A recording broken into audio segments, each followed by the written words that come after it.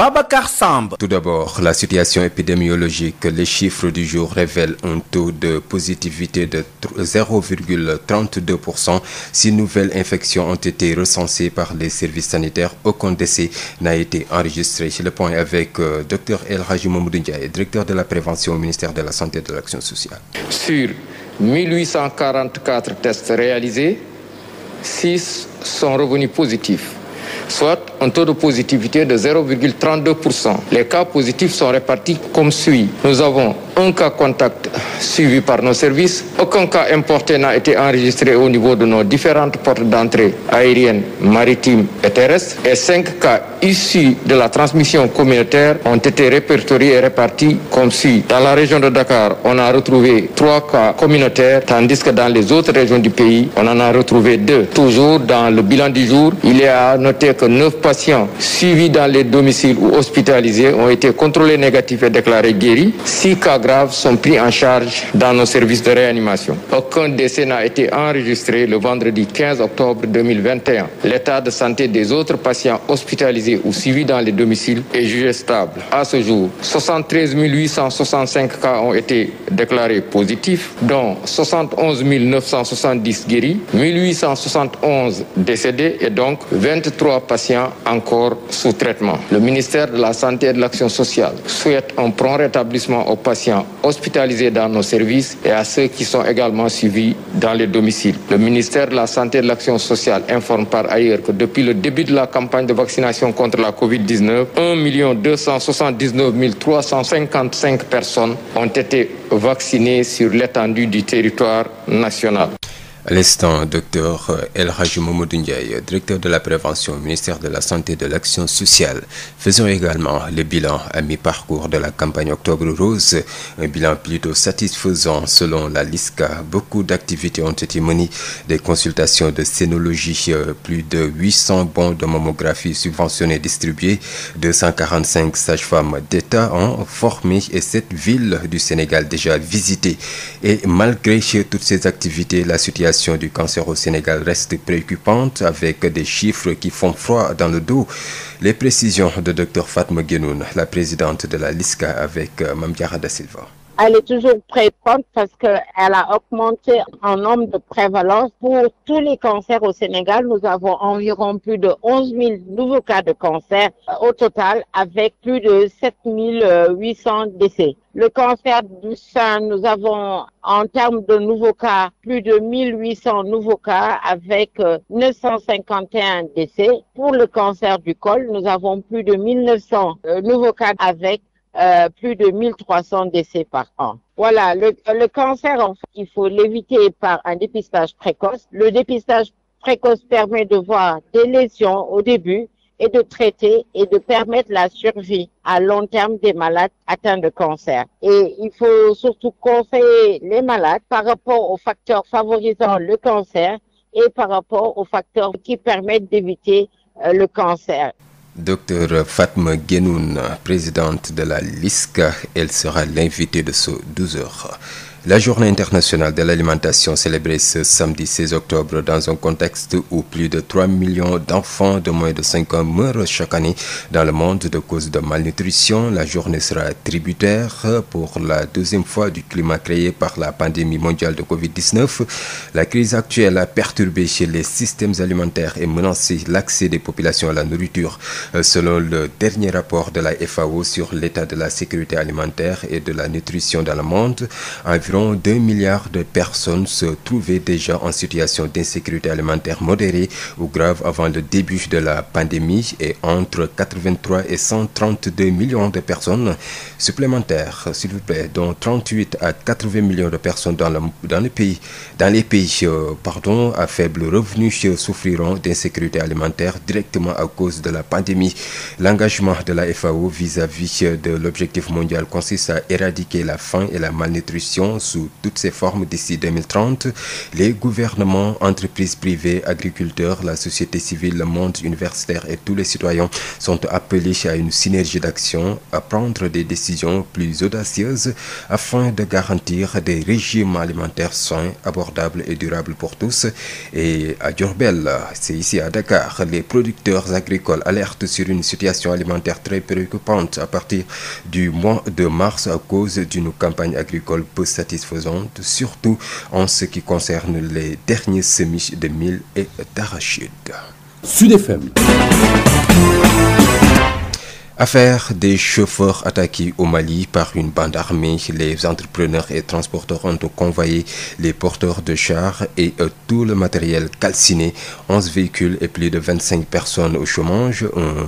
Demi-milliard perdu et un manque à gagner de 3 millions par jour. Les victimes fustigent le mutisme des autorités sénégalaises et donc réunies au sein d'un collectif. Elles réclament un soutien de l'État sénégalais pour la reprise donc des activités afin de préserver les emplois des pères de famille impactés.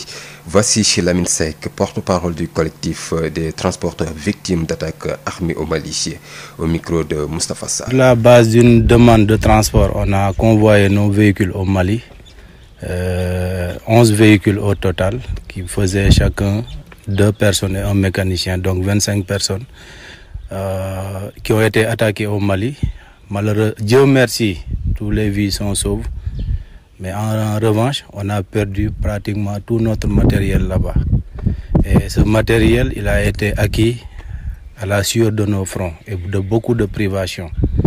On n'a jamais été accompagné ni par une institution bancaire, ni un État, ni un organisme. Ce matériel, c'est toujours dans le cadre même de la promotion de l'emploi. Parce que toutes ces personnes qui sont derrière, ils seront peut-être à partir d'aujourd'hui impactés pour un bon bout de temps si aucune action n'est faite pour au moins nous aider à acquérir ou ce matériel ou au moins à nous remettre d'aplomb pour au moins que ces gens-là préservent leur emploi. Et derrière chaque personne, c'est toute une famille qui est en jeu. Si on considère peut-être tout un ensemble routier, c'est-à-dire le tracteur et la remorque, au minimum c'est 50 millions à 60 millions par ensemble routier, fois 11. Donc on frise facilement le demi-milliard. Et le manque à gagner, c'est déjà, pour le Mali, tu prends un transport à 3 millions, le chauffeur perçoit minimum 2 millions pour son carburant et ses frais. Minimum, je dis bien. Donc ces chauffeurs, ils vont aller au chômage tant qu'on n'aura pas acquis de nouveaux matériels roulants. À ce jour, aucune autorité, ni qui que ce soit, ne nous a interpellés pour nous demander ou l'état des chauffeurs ou de la situation qu'on vit. Nous sommes allés vers eux pour les informer de ce qui s'est passé et demander au moins un soutien tant qu'il soit. Mais à ce jour, personne, je dis bien, personne ne nous a interpellés. Allez au ministère, nous avons rencontré le secrétaire général du ministère des Transports qui nous a donné, en tout cas, des engagements que le ministre ou le ministère nous accompagnerait. Mais à ce jour encore, il n'y a pas eu de retour. Mais nous espérons peut-être après ça, ils vont venir vers nous. Ou quelle que soit l'aide, nous sommes preneurs. Ce qu'on veut, nous, on est des transporteurs. Le transporteur n'aime que le camion et la logistique. Donc, même s'ils ne nous donnent pas un sou, demain qu'ils nous remettent de nouveaux véhicules, tout le monde sera prêt à partir encore et travailler. Et puis, retour sur la marche hier de la société civile et des mouvements citoyens. Le peuple n'a pas répondu à l'appel. Un constat. Depuis quelque temps, les activistes peinent à mobiliser, selon le docteur en sociologie. Et 2 explications, la fréquence des manifestations et la moralité douteuse de certains activistes. Dr Souleymane Lo est avec El Hadji Malick Ndiaye. En fait, c'est qu'il faut juste retenir le fait que les mobilisations ne sont pas, en tout cas, pleines comme un œuf, comme l'on dit, lorsque les activistes, en tout cas, arrivent à vouloir faire donc une manifestation. C'est parce que d'abord, c'est lié à 2 éléments. Le premier élément, c'est que c'est la fréquence donc de ces manifestations qui deviennent insupportables par le peuple. à tout bout de champ, on entend chaque jour, donc il y a des manifestations, le peuple doit sortir, etc., etc. Alors donc le peuple lui-même, même s'il partage, il épouse donc l'esprit, en tout cas combatif donc de ces activistes, à la limite s'enlace d'une manière ou d'une autre. C'est cela qui fait que, évidemment, aussi bien que eux, ils sont engagés à être quotidiennement, chaque jour, 24 heures sur 24, donc dans la rue, pour défendre en tout cas les intérêts qui ne sont pas forcément donc les leurs, mais évidemment donc les intérêts donc du peuple, et qu'on se constate que le peuple ne suit pas. C'est parce que la fréquence est insupportable, en tout cas donc par rapport à eux. Alors l'autre élément, c'est que il y a la moralité douteuse donc de certains d'entre eux qui sapent évidemment la volonté donc de participer du peuple, parce que évidemment ce qui a été donc évoqué au départ, c'est que on a toujours voulu qu'il y ait un comportement exemplaire. Le nouveau type de citoyen qui a toujours été en tout cas en vogue, défendu, vendu comme projet de société par certains d'entre eux, je prends l'exemple donc de Y'en a marre, on se rend compte que évidemment ce n'est plus donc en tout cas ce citoyen qu'on voit, mais un citoyen qui magouille, un citoyen donc qui triche, un citoyen qui œuvre pour ses propres intérêts. Et quand on regarde donc dans le fond donc des choses, on se rend compte que évidemment eux, ils ont voulu être l'exemple qu'ils n'ont pas pu évidemment donc refléter dans leur comportement au quotidien. C'est cela qui fait que évidemment le peuple semble être déçu et en tout cas est en perte donc de confiance vis-à-vis donc de ces activistes.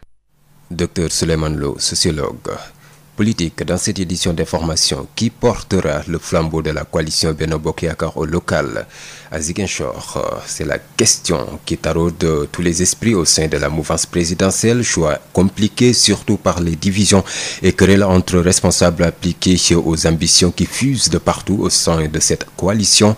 Un choix de candidat à haut risque, nous dit Ignace Dey, qui analyse la situation dans cette mouvance. Le choix de celui qui va porter le flambeau de la coalition Benno Bokk Yakaar et Ziguinchor est très attendu. Qui pour porter les couleurs de la mouvance présidentielle pour la mairie de Ziguinchor? Cette question reste pour l'heure une équation à plusieurs inconnus, surtout que l'aversion mutuelle entre les différents responsables de Benno reste un facteur qui complique davantage les choses. Choisir Abdoulaye Baldé comme candidat à la mairie, c'est exacerber les frustrations au sein même du parti présidentiel APR, qui ne pardonnerait certainement pas au chef de jeter son dévolu sur un allié gênant. Ni Benoît Sambou, ni Doudou Ka ne portent cette éventuelle candidature, tout comme l'actuel locataire de la mairie de Ziguinchor n'acceptera pas lui aussi de se ranger derrière des responsables qu'il avait battus au dernier local. Benoît Sambou choisit comme candidat à la mairie une possibilité, mais un scénario qui sera difficilement accepté par le directeur général de l'AIBD, Doudou Ka, qui a longtemps contesté la légitimité de son vrai faux ami Benoît Sambou et qui estime qu'il est le meilleur candidat au sein de cette mouvance présidentielle pour la conquête de la mairie de Ziguinchor. Mais attention, ignoré par les responsables de Benno à Ziguinchor après les récents événements entre ses partisans et ceux de l'opposant Ousmane Sonko survenus à Ziguinchor, lui, Doudou Ka, sait que le manque de soutien de ses frères responsables de la coalition à Ziguinchor est assez révélateur des frictions qui règnent dans cette mouvance présidentielle. Peut-être va-t-il séduire le président avec ses actions sociales et sa popularité à Ziguinchor. Benoît Sambou, autre responsable apériste, tente de ratisser large, même s'il peut s'appuyer sur ces inconditionnels militants de l'APR qui estiment qu'il est l'homme de la situation. Force est de constater qu'il lui sera difficile, très difficile d'ailleurs, de compter sur certains responsables du parti qui ne cessent de contester son leadership à Ziguinchor. Une situation assez délicate. Mais que dire de Seydou Sané, le président du Casa Sport, qui fait incursion dans ce cercle de potentiels candidats? Son divorce politique avec son ancien mentor, le maire de Ziguinchor, Abdoulaye Baldé, risque de peser lourd, très lourd pour lui. Et son ascension risque également d'être perçue comme une mort politique pour certains responsables de la coalition. Conséquence, il n'échappera pas non plus à cette guéguerre politique au sein de la coalition Benno Bokk Yakaar à Ziguinchor, où le choix d'un candidat pour la mairie sonnera sans nul doute comme une grosse surprise pour les autres. Ziguinchor, Ignace Dey, Sud FM. Ignace Dey, un atelier sur la situation d'exécution de la loi de finances 2021 se tient à Saly-Portudal, c'est à Mbour. Une rencontre à l'initiative donc du ministère des Finances et du Budget en partenariat avec la Commission des Finances et du Contrôle budgétaire de l'Assemblée nationale. La loi de finances initiale 2022 présentée également à cette occasion par le ministre des Finances et du Budget, Abdoulaye Daouda Diallo. Gamou édition 2021, les autorités ne lésinent pas sur les moyens pour assurer la bonne couverture médicale du Gamou à Kaolack. 940 agents, toutes catégories confondues, des ambulances prépositionnées, une dotation en médicaments d'une valeur de 9 millions de francs CFA, des postes médicaux avancés installés sont entre autres le dispositif sanitaire mis en place. La ville est en pleine effervescence, nous dit Awa Thiaw. À moins de 48 heures du Gamou, la cité religieuse de Medina Baye est en effervescence. Les fidèles sont venus de tous les coins et recoins du pays, mais aussi d'ailleurs. L'affluence est indescriptible. La région médicale de Kaolack est déjà prête et a commencé à mettre en œuvre le dispositif sanitaire pour la couverture du Gamou. Quelques 940 agents, toutes catégories confondues, sont mobilisés pour les besoins de l'événement. Des postes médicaux avancés sont déjà installés. De même, toutes les structures sanitaires de la région sont en alerte. Docteur Aïchatou Bari Diouf, médecin-chef de région. Par rapport au dispositif de prise en charge, nous avons donc mis en place 6 PMA au niveau de Medina Baye, mais également il y a 3 structures qui vont assurer la prise en charge primaire des pèlerins et nous avons 4 structures de référence, à savoir le centre de santé de Kasnack, l'hôpital régional de Kaolack, mais également 2 cliniques de la place. Donc tout ceci est un peu coordonné par le SAMU régional qui assure la régulation donc des interventions. Il faut dire que en dehors de Medina Baye, il y a 12 autres sites de célébration. Au niveau de ces sites également, nous mettons en place des sites de proximité pour la prise en charge des pèlerins qui en auront besoin. Cette année, le Gamou est célébré dans un contexte de Covid-19, raison pour laquelle les autorités médicales ont déployé plusieurs stratégies pour parer à tout. Un laboratoire mobile est installé à Medina Baye et celui du centre de santé de Kasnack est renforcé pour effectuer des tests rapides en cas de besoin. Cette année, la région a été bien renforcée sur le plan du plateau technique pour le diagnostic de la COVID-19 parce que nous avons été sollicités par le comité d'organisation de Medina Baye pour mettre en place un laboratoire mobile au niveau de Medina Baye pour les pèlerins étrangers pour la réalisation des tests voyageurs du retour pour ces pèlerins-là. Et cette requête a été satisfaite par l'Institut Pasteur qui a dépêché donc son laboratoire mobile. Mais également l'Institut Pasteur a augmenté la capacité du labo décentralisé qui est installé au niveau du centre de santé de Kasnack. Une dotation en médicaments d'une valeur de 9 millions a été réceptionnée par la région médicale pour l'événement. De même qu'un lot important de masques et des moustiquaires. Des ambulances seront prépositionnées au niveau de certaines structures sanitaires mais aussi sur les axes routiers. Kaolack pour Sud FM, Awa Thiaw. Awa Thiaw, un symposium de 2 jours sur le thème de la Faydatul Tijaniya Ibrahimiya, ses inspirations, aspirations, a démarré hier vendredi à Medina Baye dans la commune de Kaolack pour revisiter l'œuvre du guide religieux El Hadji Ibrahima Niass.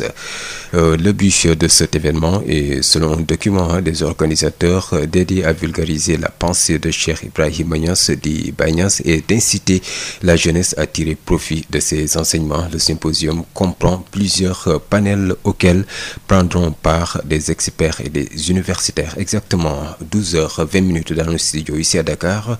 GMT plus 1 si vous êtes au Tchad, vous pouvez nous écouter via www.sudfmsenradio.com. Sud International. Au Tchad, les services de renseignement ont un nouveau chef. Il s'agit de Abdelkader Mahamat, un ancien chef rebelle, plus connu sous le nom de Baba Ladé. Ce dernier a été nommé jeudi 14 octobre directeur général des renseignements généraux, une nomination qui donc représente pour Baba Ladé un retour en grâce. Et puis Covid-19 à Madagascar, alors que la crise sanitaire engendrée par la pandémie de Covid-19 a provoqué la fermeture de nombreuses entreprises et mise au chômage de milliers de Malgaches, le groupement des entreprises de Madagascar a tenu son assemblée générale le 15 octobre, c'est-à-dire hier, l'état des lieux après 1 an et demi de pandémie et des frontières fermées et inquiétant.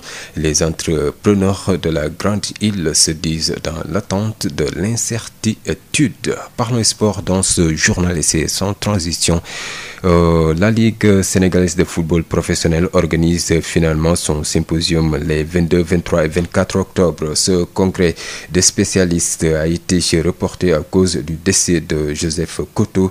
Je vous rappelle que la levée du corps aura lieu mardi à la morgue de l'hôpital Fann et l'enterrement le même jour au cimetière Saint-Lazare ici à Dakar.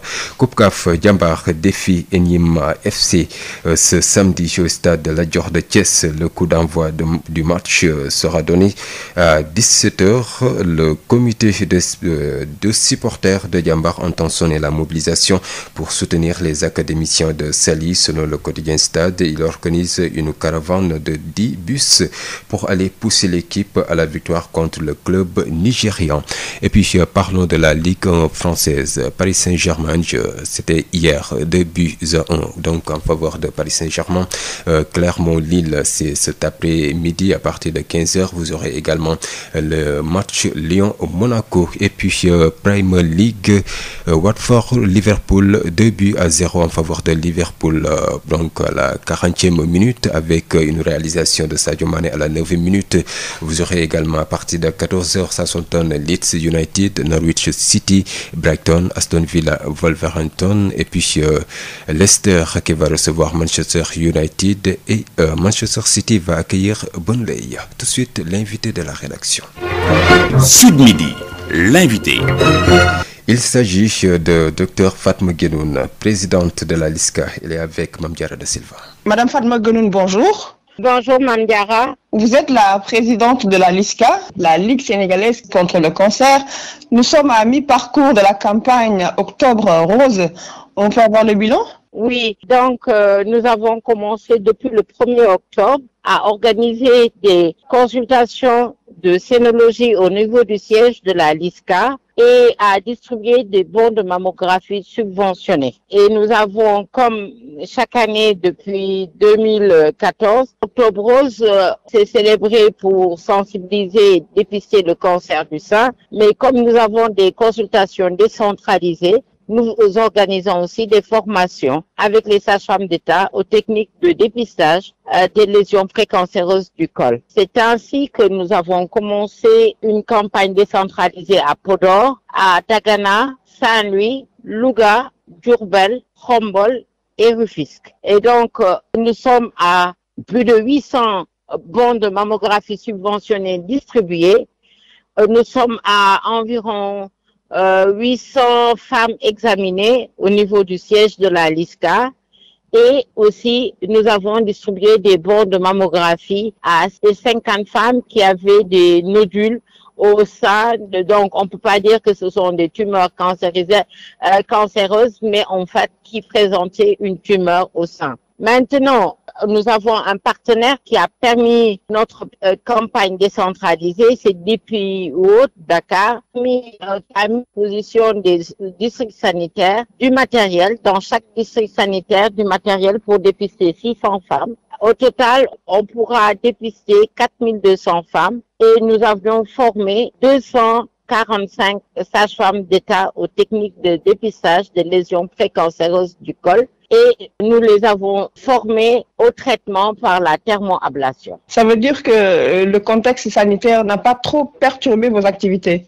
C'est-à-dire, si, parce qu'on évite les regroupements, les grandes consultations qu'on faisait où il y avait 1000 à 2000 femmes. Mais l'année dernière, on a fait la même chose et on avait dépisté 6181 femmes pour le sein. Et cette année, ce sont des consultations quotidiennes. Les femmes prennent rendez-vous pour ne pas se retrouver regroupées au sein de la LISCA pour vraiment véhiculer le virus. Donc cette pandémie a beaucoup impacté parce que c'est tous les jours que nous consultons au lieu de 2 consultations à Dakar et 2 consultations décentralisées. Alors Madame Fatma Guenoune, est-ce que la situation du cancer au Sénégal est toujours préoccupante? Elle est toujours présente parce qu'elle a augmenté en nombre de prévalence. Pour tous les cancers au Sénégal, nous avons environ plus de 11 000 nouveaux cas de cancer au total, avec plus de 7 800 décès. Le cancer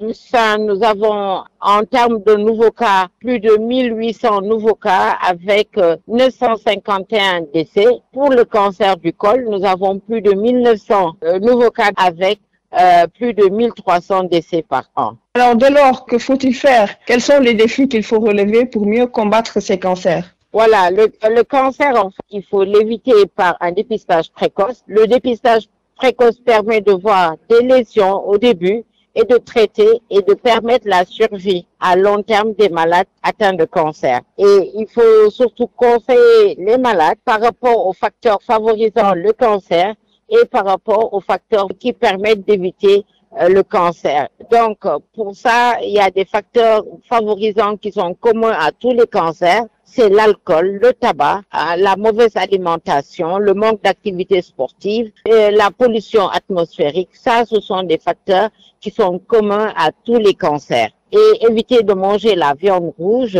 manger trop de gras, trop de sel, ça, c'est protecteur contre tous les types de cancers. Alors, Madame Fatma Guenoune, est-ce que la LISCA se porte bien? Se porte bien financièrement, je dirais non, parce qu'on n'a pas les moyens de notre politique. Là, nous avons vraiment l'intention de faire bénéficier à 2000 femmes de la mammographie subventionnée. Et vous savez que cette mammographie subventionnée revient à la LISCA à 30 millions. On n'a pas la politique de nos moyens et je fais appel à toutes les bonnes volontés d'accompagner la LISCA à aider les femmes sénégalaises. On était avec Madame Fatma Guenoune. Merci beaucoup. Je rappelle que vous êtes la présidente de la LISCA, la Ligue sénégalaise contre le cancer. Merci beaucoup, Mame Diarra. Babacar Samb. Sud Midi, c'est la fin. À partir de 13h, vous aurez Abdoulaye Diop pour le journal Wolof. D'ici là, portez-vous bien.